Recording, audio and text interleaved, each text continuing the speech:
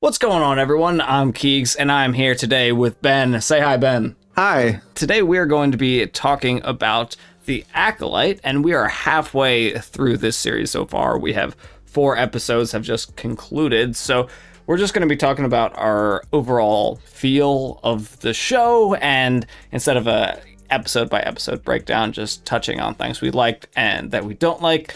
And as for me personally, it started off pretty rocky, so I wanted to give it a few episodes before we kind of jumped into this and really started to break it down. And I also didn't want my anger is the wrong word, but just like my frustration with some of the things that have happened in the show to color my judgment. So I kind of wanted to cool down, take a look at it, and kind of see where we are now. And now that I think we're halfway through, I think it's a pretty good time to look at it from a more objective standpoint. And most of my issues starting off are things that could potentially be corrected by the end of the series, I think, because they've given us a lot of tidbits and things that really make it seem like the Jedi are not how we believe them to have been at this point in time. So I think there are things that can still happen to prove that more right, but I'm really hoping they don't go down the Jedi just trashed the whole way through. So give me your thoughts kind of overall, Ben, on how you're feeling about the series so far. I think I'm definitely more positive on it overall than you. I actually really liked the first 2 episodes. I thought they were really strong with the way they built things up. I like that they didn't waste a lot of time on the twin thing, though I could see how the show sort of presents it like it's going to be something, but I feel like it more set up that premise just to subvert it and be like, no, this isn't really what the core mystery is. And so, but I think that expectation is going to continue, and that the masked Darksider is not like what the central mystery is going to be either. That'll be, I would bet that we'll find out next episode, and then it's going to kind of be like another layer from there. But overall, I mean, I'm enjoying it. I thought that the flashback episode was really poorly placed to the point where I don't think that was the original intent. I think sometimes when you're watching stuff, you can forget that people are still working under a studio, and certain things are going to happen that force maybe decisions to happen. Obviously, that's just speculation, but something about the way that that episode was paced felt very odd. It also really only revealed 1 or 2 pieces of new information, and everything else was heavily inferred from the first 2 episodes already, which makes me feel like that wasn't where that episode was supposed to be. Yeah, I totally agree. And we talked about this a little before, but I feel like that episode, I kind of agree with your thoughts on that. There was a possibility that that episode may have just been flashbacks at different moments through the first 2 episodes or first 3 episodes or something. And we would cut back and see these as little snippets instead of all at once, for a 45-minute episode. We saw, 5 minutes here, 10 minutes there, and then you kind of stitch it together yourself in your mind of what's happening, and it places kind of a mystery on what would happen, because the way, in my opinion, the way it ran was very jarring and didn't really make a lot of sense.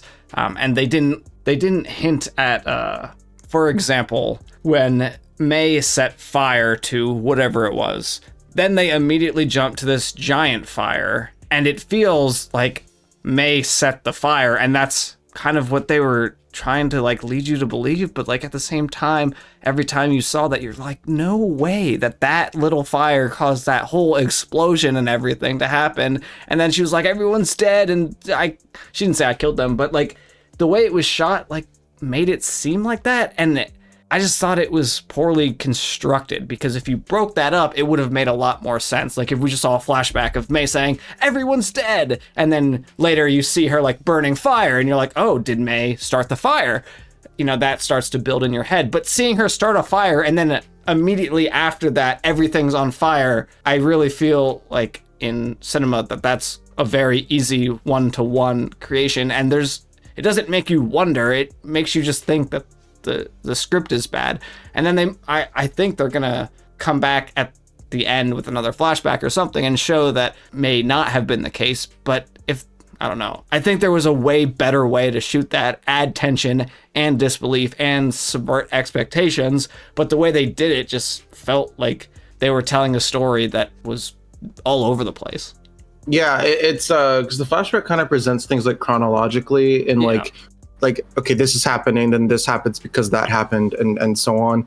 I mean, that's how stories go. But the problem with that is that you kind of cut from May starting the fire, like you said, to all of a sudden the whole place is burning down, and like I don't really understand how that chain reaction would have happened. But I think that it's because that episode was misdirecting. But my issue with that is then that didn't need to be a whole episode. You could have just put those parts in the first 3 or whatever. Yeah. And then the episode 4 would have been episode 3 instead. Because I think that way would have felt pace-wise a lot better too. Well, it almost feels like that was the intent, because you can almost match up a few of the scenes. Yeah, to exact things that are said in the previous 2 episodes. Yeah, so exactly. So that's what makes me feel like that wasn't the intention. Yeah. And also because I feel like the first 2 episodes and episode 4 in particular are like really well paced. And like I understand there's like different writers per episode and different directors and things like that. But like it seems odd to me that all of a sudden you would get this like episode that's very awkward. And I don't like dislike the story necessarily in what happens. It just feels like you said is that the way that it's paced kind of makes you feel like, did they just mess up in the execution, or is this a misdirection? But I'm like 99% sure it is a misdirection, but it shouldn't be making you feel like, oh, they messed up something. Yeah, I think that's what's got me and a lot of other people rubbed a little bit the wrong way, because to me that's just poorly executed if you're not sure if it's poorly executed or not. Like you should be like, oh, they're subverting expectations, or like, I am totally on board, this is exactly what happened. It shouldn't be like, did they mess up? Are they trying to subvert my expectations? And I think that really kind of dampens the watching experience a little bit, especially in that episode, because I mean, definitely in that episode there were times where I'm just like trying to piece together in my head what the heck is happening, and I'm not really paying attention to maybe the next, the sentence in the next scene or something, and I was like, oh, what the hell did they just say? Because I'm trying to figure out in my head what the heck's going on, but not in a good way, not like a mystery, like, oh, you're trying to figure out who done it. You're trying to figure out like, what are they trying to tell me? Yeah. And like I can think about it now, and I realize, well, I'm being as charitable as possible, basically, and like, okay, well, what did they intend? It's probably that from May, Osha's perspective, May did start the fire. However, like you could see from the sequences after that like that doesn't really follow completely. She may have started like part of the fire, but I think there's more to it. That doesn't quite add up. All the witches kind of dead in like a pile like that is very suspicious. And again, you could say, oh, well, this was just poorly like choreographed or poorly like put together. But I don't think so. I think that there's a purpose to that. And I just, something more is going on there. I just wish that the episode had been paced better. Because it sucks, because then the subsequent episode 4, I think is pretty good in that regard. So it's I agree. I think if you had broken episode 3 up into mini flashbacks spread out throughout episode 1 and 2, they would be actually really, really well-paced episodes, because you could cut them in ways that didn't seem so jarring. Like when Soul, I think it's episode 1 or something, he was like, oh, May was supposed to be dead. And then you could, I don't know, like you can cut to a scene of like her falling or something and assuming that she's dead. And then you can cut back and all of a sudden there's like a slight time skip that fits in a little more naturally, where Soul now has captured all of the other prisoners that fled off the ship, instead of all of a sudden they all escape and then the very next scene they're all in custody and being interrogated. It's like, I feel like we needed a little buffer of a scene. It could have been a flashback, it didn't need to be a chronological scene, but I think something in there would have helped make you feel like, okay, we cut to the flashback and now we've got a time skip. Whereas here it felt instantaneous, where the guy's ejected from the pod straight onto the freaking Jedi chambers. Like, yeah, it's a little odd, but I it's unfortunate. And so I think that there's legitimate reason to think that this wasn't the original intention. Like even like as like a cut, and then someone told them they had to split it up, because there was a writer answering questions. Brave soul, I would never do that with any show and go on any website. Going against Disney. Yeah, especially with like especially Star Wars, with how like crazy some people can be. Yeah. But basically they alluded to the fact there's like a very like harsh cut in episode 4 where the Darksider kind of blows all the Jedi away. And And they basically said that was really the only place they could have done that. And they also alluded to... Because episode 4 and 5 are supposed to be one episode. Yeah. They also alluded it to being intended to be one episode, which also makes me feel like, okay, well, you can kind of look at other things and say, maybe this was supposed to be like a 6-episode show. And then for whatever reason, they were like, no, it needs to be 8. And they had to break it up kind of weirdly. Which is unfortunate. And that sucks. And maybe one day we'll know for sure. But that's why I get the suspicion. And I especially think that because I actually think episodes 1, 2, and 4 are quite well written. I know you and I don't agree completely or about the first 2. We have different interpretations of certain lines of dialogue and things like that. But I think people are also worried that they're just going to make the Jedi straight up bad. Yeah, that definitely too. And the prequels and the Clone Wars presented the Jedi as definitely flawed as like a institution, and then like individual members who also were flawed and made bad choices. But the Order as a whole was still good. They were still good, and nothing they did was malicious. And I think like that's the big thing. Yeah. Like Mace being pushed to the point of wanting to kill Palpatine was a big deal, and that was him sort of betraying the Jedi Code. But like, given the circumstances, like I could see it was very human of him to get pushed to that point. So if it comes out that the Jedi just went in there and were just trying to steal these girls away just because they don't like the witches, that's kind of odd, especially considering like they don't really seem to have a big problem with the Night Sisters. Yeah, there's so many other witch covens out there that the Jedi aren't hunting down constantly. So I didn't understand that, and I'm like, were they literally sacrificing these children or something? Like, why would the Jedi take a special interest in this coven? Yeah. So my hope is that there is a good reason for them to be there, and the parents, I don't know if they're like biologically related to the Zabrak woman or the like leader witch lady. If it kind of comes out that like the Jedi are just like, yeah, we just disagree with how you guys use the Force, so we're gonna take the kids. It's kind of, I don't know. I feel like that wouldn't be great.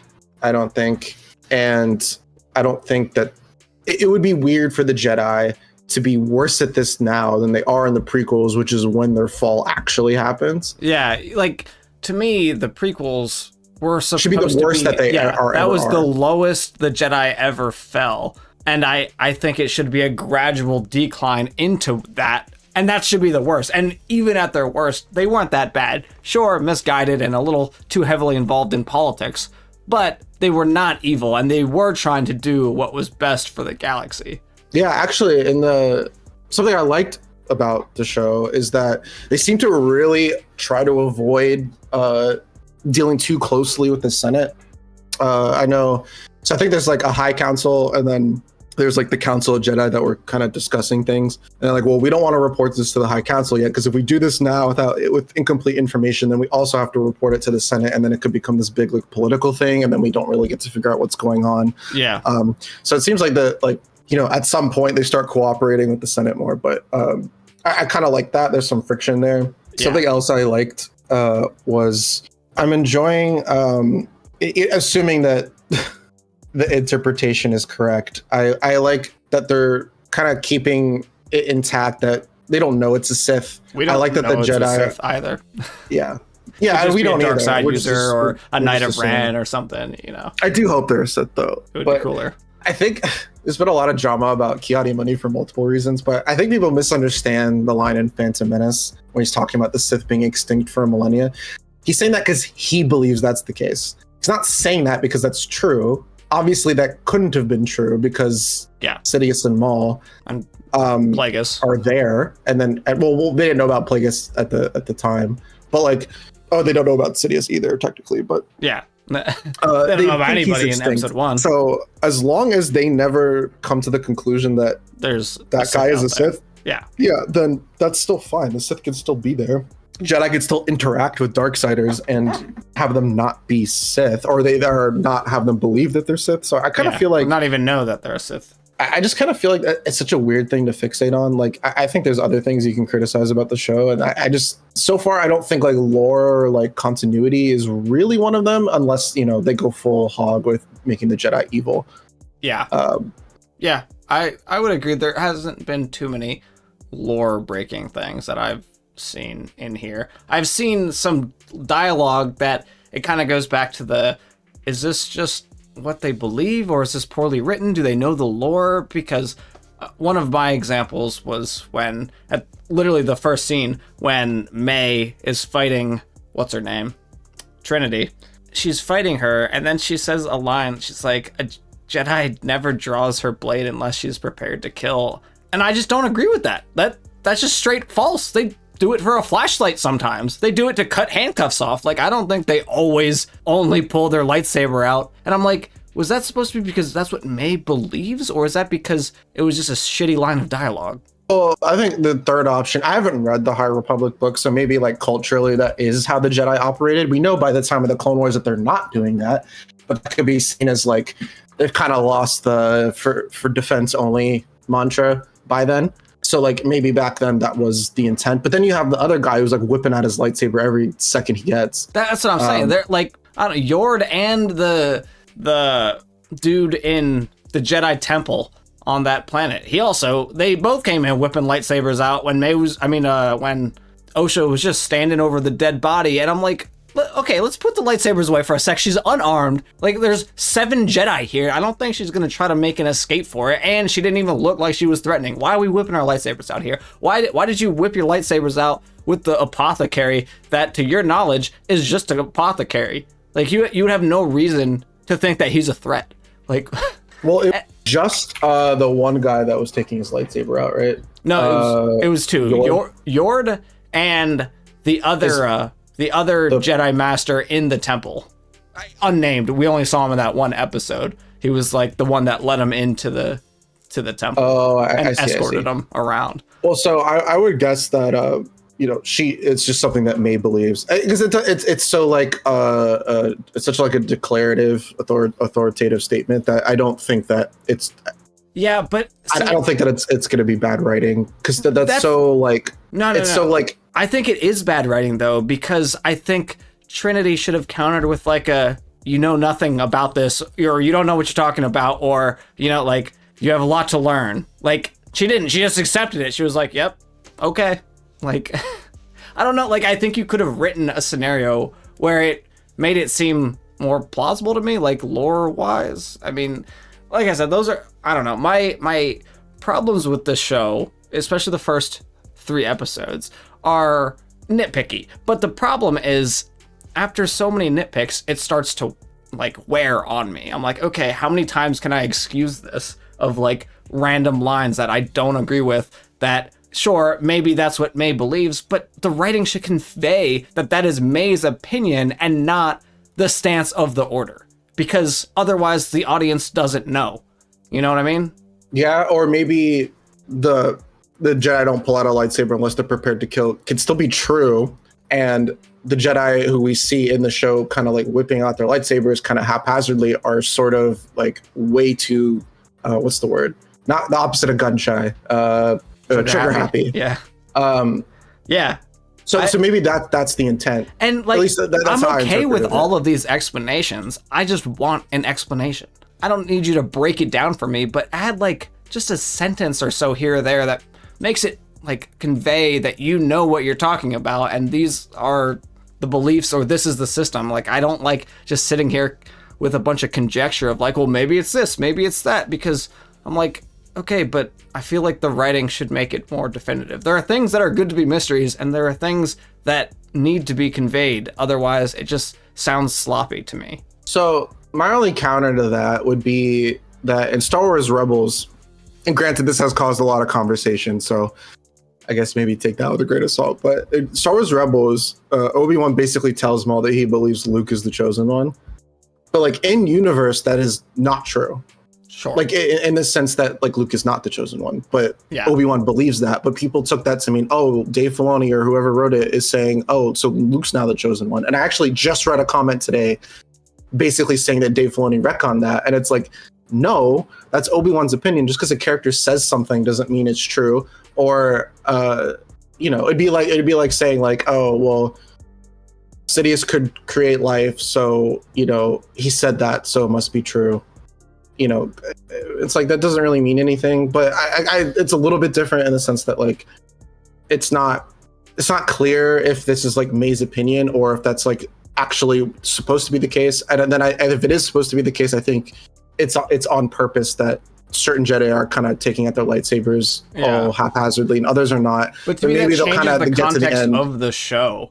Like, yeah, you know, like if they're supposed to be shown like that, I would view these specific Jedi in a different light. And instead of, I don't know, going back and watching it, it could be viewing them as incompetent, vice, just like, I don't know, liberal with their lightsaber use, or like. Well, Yord in particular strikes me as specifically supposed to be incompetent because he's very like aggressive with Osha. Yeah. When he's like interrogating her about. He's got a holier than thou attitude. Yeah, he does. So that's why I think that's on purpose. Yeah. And like him taking out his lightsabers, him like kind of asserting his authority over the situation. I definitely agree with that. And it is kind of a weird line that like it almost feels like it is unnecessary unless it's supposed to be like a thesis statement of some kind. So I'm hoping that by the end they'll come back around to it and be like, okay, you know, you're kind of like, here's what I learned today. Like not as like, you know, like Dora the Explorer, but like sort of kind of gives us a clear lesson so that we can sort of clear the air on that. Yeah, like I said, a lot of my gripes with this could be answered for sure by the end of this series. And if by the end they have kind of like, if you know the theme at the end, it's like, okay, it was supposed to show us that, you know, certain Jedi thought they were above it all, or, you know, thought they knew everything, and now they know that like there's always more to learn. Sure, okay, that's fine. But if you don't give me that, then it's sloppy writing, in my opinion. Fair. We'll see by the end, hopefully. Yeah, and I still have hope for it. Like, yeah, and I thought episode 4 was really well paced. I thought it was the best of the 4, and it was the shortest one. Yeah, and I feel like next episode, really hope they don't do like another flashback and just totally wreck the pacing. But I don't think they're gonna do that because they cut off mid-fight.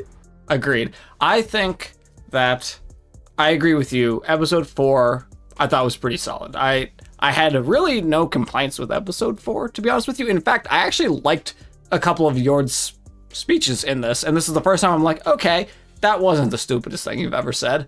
I don't know, when he was talking to Osha, he was giving a little bit of advice, and it didn't sound condescending. You know what I mean? No, it sounded like actually good Jedi advice. Okay. I think Yord means well the whole time. He's just very like... He doesn't go about it in the right way. No, and he seems very procedural and like sure of himself. So he's like, oh, well, I know exactly what to make of this. So I'm taking out my lightsaber. I'm ready to go. I hope if his character kind of remains consistent in that regard, I would say like that's definitely on purpose. The only thing about episode 4 that I thought was a little odd was May kind of being like, well, if Osha's alive, because I guess up to this point she thought she was dead until they met on the one planet. I forget what it was called, but you know, that changes everything. Like I don't really have a reason to go kill this, so I'm just not going to. Yeah. Because my whole purpose for doing this, I guess, is vengeance for Osha because she thought Osha was dead. Yeah. So I saw some people being like, well, this is way too quick. And I could agree with that maybe, but I don't get the sense that she's like a good guy now or a good person, good woman now. It's more just like she doesn't really understand what her master is trying to like tell her to do. And, you know, she's really only doing this because she wants to be with Osha. She's like super attached, like ultra, like worse than like bad as Anakin level of attachment, maybe worse. Yeah. And so I don't really have a problem with that. And I think they're going to expand on that. So I think it's going to be okay, but I can understand how it come off kind of jarring, but I think it'll be okay. That was the only thing. Yeah. It didn't rub me the wrong way. I thought it was fine when I saw it. I was like, oh, okay. I mean, she seemed conflicted this whole time. So like, it doesn't surprise me that she's waffling back and forth. So yeah, she didn't kill the bartender owner or his kid. So yeah, I assume she's not just kind of like going around murdering people. Yeah, it seemed, and she definitely doesn't know what her master wants. I mean, at this point, I'm hoping the apothecary dude is not the Sith because it's like too obvious. I'm like, can you do some subversions here? Yeah. So my thought is at least right now. So if you actually, someone paused on the frame, and when he's like kind of ruffling around in the bag behind May, he puts a lightsaber in the bag. Oh, does he? Yeah. So I do think that Kamir is The Sith or the masked Darksider. Yeah. However, I don't think that is going to be like the final mystery, because at this point they're like really I think laying it on pretty thick that we're supposed to think it is, because it's kind of doing the whole Yoda like bumbling idiot thing to kind of it's very obvious. I feel like you're like, okay.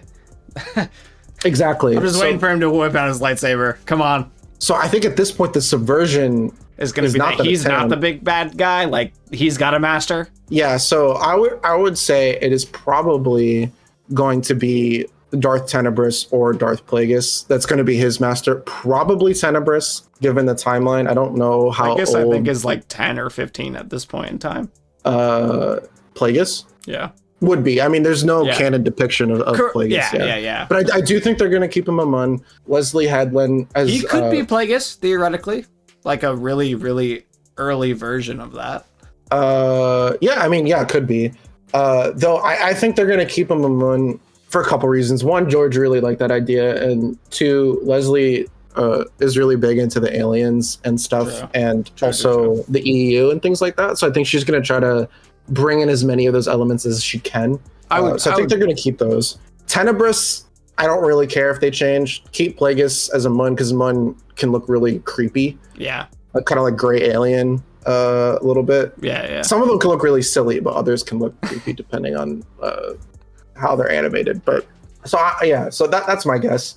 I will say his dramatic entrance where the lights cut out and like the kind of the darkness comes, then he like floats behind May. It was legitimately creepy in like a really cool, I think, compelling way.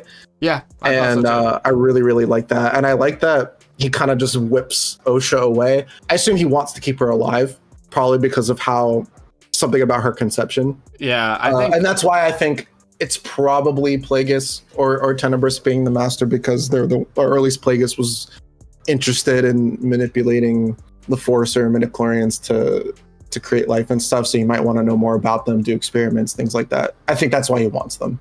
That'd be super interesting. And I also think they are not going to be like Immaculate Conception. I don't think that they're going to devalue Anakin's special birth circumstances. And I also don't think that they're going to contradict any lore where you basically can't really create life by using the dark side. So I don't think that. My theory, so I guess that's another thing people are really worried about, but I don't think that's going to happen, especially since Filoni's signing off on these things. Now, I don't think Filoni's signing off on like the script is A+. It's more like this can't really work in like Star Wars. You're pushing it out of bounds. I think that's the kind of thing that he checks for. Yeah, it's more like lore consistency. Yeah, and like philosophically making sure the Force is sort of like what George said, how it works and how it doesn't work is sort of retained. Yeah. I hope so, for sure. But so I don't think that this show I thought was pretty much done scripted wise before Filoni got that. Yeah, that's why I was surprised that I'm getting this from the writer saying that Filoni signed off on it, but it might have not been. Maybe Filoni signs off on the scripts now, and they just didn't know that Filoni wouldn't have done it yet, or maybe they had Filoni doing stuff like this before. Yeah, it's just official now, or maybe it was more of like a verbal pass by conversation that they had. They're like, "Hey, would something like this work?" And he'd be like, "Oh yeah, it sounds like it could work." You know. Exactly. We don't know the extent of like how it was signed off, you know. Or like what that actually means. Filoni has to sign off on every single script, read through them all, and like on top of what he's already doing. That's a full-time job in itself. Yeah, that's a whole job. He's doing 2 jobs. But yeah, no. So I don't think that they're gonna contradict the lore. I think people need to relax. I sort of feel like the show is flawed, but I feel like people are bringing in like, you know, I don't want to make assumptions about people. Just I feel like people are bringing a lot of baggage into it. I think for a while now, and not just with this show, but basically since The Rise of Skywalker, people have been kind of going into things wanting to dislike it. Yeah, I think a big part of this show is people are mad because it feels like they're either breaking lore or on the cusp of breaking lore. And I don't think that's necessarily true yet. Whereas it definitely could be by the end of the show that they could have very much broke lore somehow.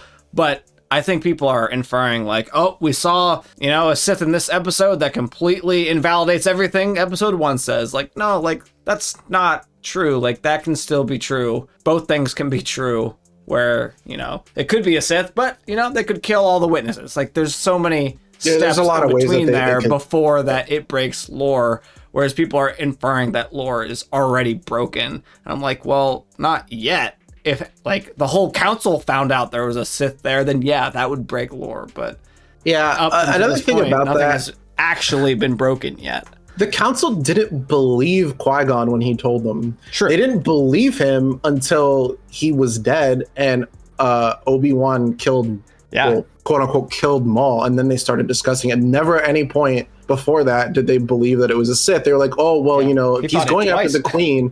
Yeah. Basically, it was like, you need to go protect the Queen and investigate further, because if, he's going after the Queen, and there's definitely more to it than this. And that could be, maybe not just a rogue Darksider, but basically they didn't believe him until they had like, I guess more hard confirmation.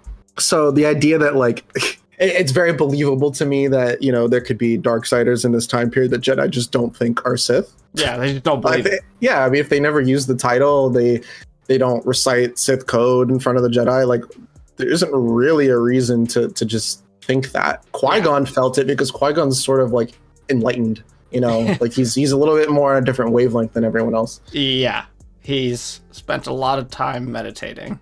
I will kind of, I guess, going really quick back to sort of the backlash. I think people feel really passionately about Jedi, and I think people feel, I don't think everyone is kind of being trigger happy with their hating of things just for ulterior reasons. I think part of it is also that I think The Last Jedi, even if you like that movie and The Rise of Skywalker, again, even if you like it, for a lot of people felt like they didn't really respect that much what came before. So I feel like people are maybe conditioned to jump to conclusions.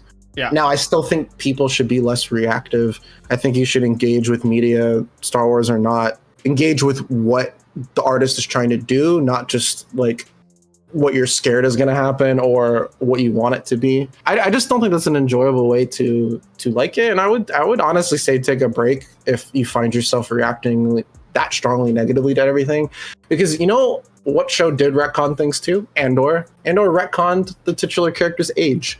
So, that's not totally insignificant. But no one talked about it because I don't think Andor is really dealing with Andor could have sucked basically and it wouldn't have mattered in the sense of the lore and like how it impacts those first 6 movies and things like that. You know what I mean? Yeah. Whereas this is kind of, Acolyte's kind of touching a lot of things that could hurt things, or Kenobi or Ahsoka, though. I mean, it always happens when you deal with the Jedi. Yeah, which is unfortunate because that's my favorite part, and it would be nice if discussing things online was more fun, but it's just not. So yeah, I will say that on a positive note, I do like Soul a lot. I think I like Soul really good. I think he's made a lot of good arguments in a sea of very bad arguments from a lot of the people that he talks to, especially the green alien lady, who pretty much every line out of her mouth, I'm like, why are you saying this? But yeah, she's the Mace Windu of the show. It's like, she reminds me of that one scene in Phantom Menace, since we just saw that in theaters, where Mace is just so like cold. I mean, the whole council is, but Mace, because he's the one speaking to Anakin, is like a 9-year-old child, and he's just like, get out! Why are you so scared? And Kiadi Muni's also like that, and it's just like, I miss my mom. Like, what's the problem? And she kind of reminds me of that, and that she's just very like really worried about the Jedi's image. Yeah. In the way that Mace Windu also was. Yeah. So I definitely think she's supposed to be antagonistic. Yeah, I think so too. But it's just like every line, I'm just like, oh my God, can he just do one thing instead of you immediately jumping down his throat about it? I don't know. Yeah, right. Soul's great. He reminds me of Qui-Gon. He's probably my favorite character in the show right now. Yeah, I like Soul a lot. He's my favorite as well. I think that he's actually pretty interesting, and it feels like more than anyone, he wants to do what's right and not necessarily, what the Jedi think he should do. Yeah, he's also the active character, whereas everyone else is being reactive. Yeah. Like, I do like Osha, but she's just kind of not as interesting to me because she's not doing anything. The plot is centered around her, but she's not driving the plot. Yeah. That makes sense. Yeah. I mean, literally in this 4th episode, she's like, all right, I'm peacing out. I don't need to be a part of this. And like, it's like they had to drag her feet just to go on the mission again, Yeah. So how many episodes can you be a reluctant hero for? Yeah. One thing I will say about this Darksider too, kind of just switching gears, is if he is just the apprentice, which is what, or she, we don't technically know, but who they are. But if they are, they're really strong. Like, he blew away all the Jedi. A Master Jedi, or I don't think he's on the council, but yeah, he's a Master. Yeah, a Jedi Knight and a bunch of other Jedi. Seemed like with relative ease. Yeah. And it was pretty crazy. And it was cool. It was like a cool display of power, but it was like, wow, gonna be intense. Agreed. Because it seems they did bring, 8 Jedi, 7 Jedi. So, I think if they're all gonna go up against this person, he has to be strong, but like you also don't want to make him like too strong. Yeah. I think Soul is gonna die. At some point, by the end, I think he'll die. And then I don't think they're all going to die. Well, I think all the ones that like are not main characters are going to die. Yeah, so all the other random ones that kind of came along. Yeah, they brought 8. There were 8 of them total. So Soul will not die here, I don't think. Neither will Yord or his apprentice girl. I think the other 5 are gone though. I couldn't even tell you what one of them looks like, to be honest with you. I need someone to get an arm cut off though, because has not. We went through the whole sequel trilogy without that happening. We didn't get it again with Sabine, and we keep just getting stabbed or like cut on the chest. Yeah, it's very weird. It almost seems like it's on purpose, but it's probably not. It's probably have them wear a glove, I guess. I heard somebody say like Disney had like a dismemberment rule, but I don't think that's true. I can't imagine that's true. That seems like a conjecture, rumor. Yeah, that seems like conjecture, like kind of reaching. Yeah. Don't get me wrong, I'm sure Disney gets involved in a lot of things, but I don't think that's one of them. I think Jedi Survivor has dismemberment, doesn't it? So yeah, absolutely. Or is that just the droids? No, you definitely cut off some arms of stormtroopers. That's what I thought. Yeah, so you cut them in half too, I think, in your like your finishing moves. Yeah, plus, like, I don't think stabbing is any better than cutting off. No. I don't know. Old-fashioned like that, the violence is all kind of similar to me. But I am looking forward to next episode. I really hope that... I guess I don't know where it's going. I think we're going to find out kind of Osha and May. I don't think that they were, like, immaculately conceived. I think it's going to be that they were once one person. That's the whole twin, 1 power of 2, power of 1, the whole like thing. Yeah. I think the Ascension is something that the Jedi might have combined them back into one person, or because May is like really obsessed with being around Osha all the time. Yeah. So I feel like Osha's kind of like the original, and then May is like a split off aspect of her, and that's what dark side power they use. So I guess like May isn't like really a person in the same way Osha is, if that makes sense. Is my current guess. I think that would be really cool if they did that. I think that would solve a lot of my issues actually with the show. Yeah, and I think the other aspect of that is Osha's kind of trying to get away and kind of be her own person, whereas May's kind of trying to be with Osha all the time. And if they take that to the next step and make it literal, May's literally trying to like, and that's where that drive comes from, that May's trying to like reunite with the rest of herself. Yeah. And Osha doesn't want that, then that kind of like adds another layer. I think that actually be really cool. And that's where I think that this is going to go. So quote me. I think that would be really cool. Now, if they do make it so that they were just conceived with the Force, the dark side, that'll be very odd, I think. Like I said, they've got a lot of potential to go either way with this. Yeah, it could go catastrophically wrong, but I don't think so. I don't think that they would do that. Yeah, well, honestly, we'll see. Only a couple more weeks. Yes. So I think next episode's going to be crazy. I think we're finally going to get a lightsaber on lightsaber fight, so I'm really curious to see that. I thought Ahsoka had really good lightsaber fights, except for the second one between her and Balin. And I don't know if that was the choreography so much as like the way that it was shot. So I'm really looking forward to the fight itself. And I hope that it justifies its TV-14 rating. Because so far, I don't really feel like this could be PG so far. I mean, maybe not. He did drink poison. I guess there's like a depiction of suicide. Yeah, the girl got stabbed in the heart in the first scene. That was about it. True. And by like a really tiny dagger.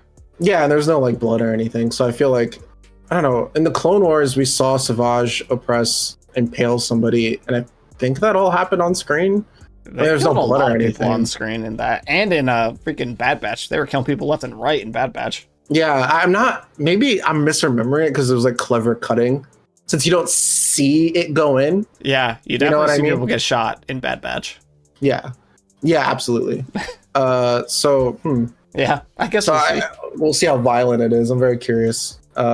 But yeah, like I understand some of the criticisms. I even agree with some of it, but I think a lot of it's like a lack of charitability, especially with like the Ki-Adi-Mundi stuff and just assuming that the twins' creation is going to break lore.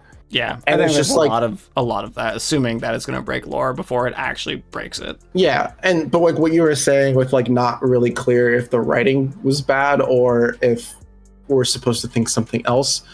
I think that does speak to maybe a problem in presentation, in that you shouldn't be wondering that. You should be thinking, oh, that's an interesting thing to say. Like, I wonder how that's going to play out, instead of like, that doesn't seem right. Yeah, that's bad. And I'm not saying that's because you're doing something wrong. I'm saying that like maybe the writing could have been stronger there. Yeah, and I think that's the whole thing. So, like I said, once we see where the story goes, I'll judge it based on the story that it's presenting, and then I'll probably separately judge it on the quality of, you know, how I thought the writing and everything was. But like, story is really what I'm concerned about. Like, I'm more concerned with the story and less concerned with how good it's edited and written. I mean, yeah, I'd like it to be written and edited well, but if I had to choose one of the two things, I'd rather the story be good. Yeah, it's kind of like, I don't think The Rise of Skywalker has a good story, but it's very like dynamic and frenetic pacing and editing and things, and people like that. Some people do. Well, yeah, some people do. So I think that's all I really have to say, though. Yeah, I think so too. I think that this is a good place to wrap it up, and then we'll see where it goes, and we'll do either, you know, depending on how big the next episode is. I think it's going to be short because, like you said, I think it was 4 and 5 that they cut into 2 episodes. So I think it'll be another like 30-minute episode, if I had to guess. That's my guess. But if a lot happens, then we can do another video on that. Otherwise, maybe we wait a week or 2 and then kind of see where it goes. So, or if it's like, even if it's short, but if it's like, yeah, really something big happens, you know, something's worth talking about, we'll come back and do an episode for that. But otherwise, let us know down in the comments. What did you think of these last 4 episodes? Good, bad, ugly? Give it to me down in the comments. I will talk to you later. I'm Keegs, and we'll catch you next time for some more Star Wars content. See ya.